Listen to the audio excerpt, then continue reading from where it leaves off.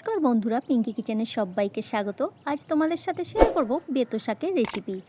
যেসব মানুষরা বেতো শাক খেতে একদম পছন্দ করে না, এইভাবে রান্না করে দিলে একদম চেটেপুটে এক নিমেষে এক থালা ভাত খেয়ে নেবে।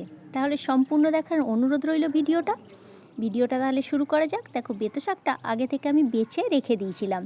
এবারে বেতো শাকটাকে নুন জলে আগে আমি ধুয়ে নিচ্ছি।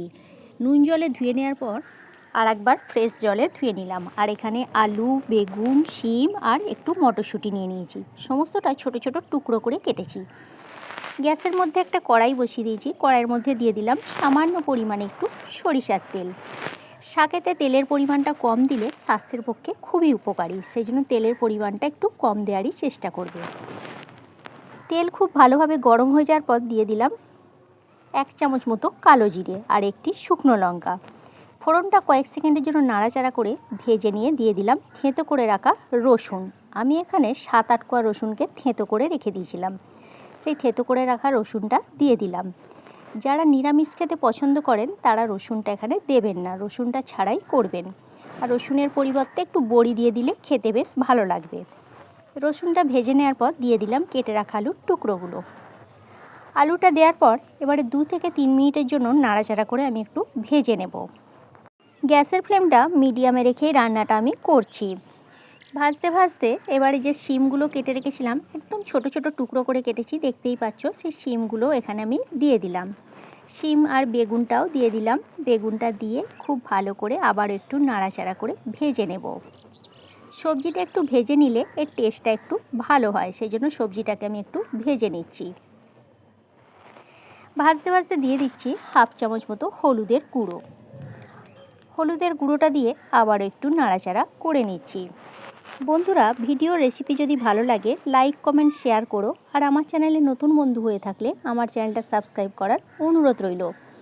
আর ফেসবুক পেজ থেকে দেখে থাকলে আমার পেজটি ফলো করে নিও। তবে হ্যাঁ, পাশে থাকা বেল আইকনটা অবশ্যই কিন্তু প্রেস করে দিও। তাহলে কি হবে, যখন কোনো নিত্য নতুন আমি ভিডিও আপলোড করব, সাথে সাথে নোটিফিকেশান তোমাদের কাছে পৌঁছে যাবে, তোমরা ভিডিওটি দেখতে পাবে। দেখো, সবজিটা ভেজে নেওয়ার পর দিয়ে দিলাম কেটে রাখা শাকগুলো কিন্তু আমি কুচি করে নিয়েছি, সেটা তোমাদের বলা হয়নি। শাকগুলো দেখতেই পাচ্ছ আমি একটু কুচি করে নিয়েছি। আর বেতো শাক এমনিতেই খুব নরম, এখানে কিন্তু জলও লাগবে না। শাকটা দেওয়ার পর খুব ভালো করে একটু নাড়াচাড়া করে সবজির সাথে মিশিয়ে নিচ্ছি। আর এই বেতো শাকের রেসিপিটা গরম ভাতের সাথে তো অসাধারণ খেতে লাগে। যারা শাক খেতে পছন্দ করেন না তারাও কিন্তু এইভাবে রান্না করলে খেয়ে নেবে।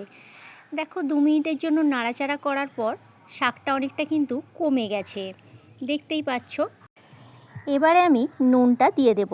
আগে থেকে আমি কিন্তু নুন জলে ভালো করে ধুয়েছি। নুন জলে ধোয়ার একটাই কারণ, এখন তো জমিতে সমস্ত ওষুধ দিচ্ছে, সেই জন্য নুনটা দিয়ে পরিষ্কার করে ধুয়ে নিয়েছি 2-3 বার, যাতে করে জীবাণুটা চলে যায়। দিয়ে দিলাম এখানে 2-3টে চেরা কাঁচা লঙ্কাটা দিলে এর স্বাদ এবং গন্ধ দুটোই কিন্তু ভালো হবে।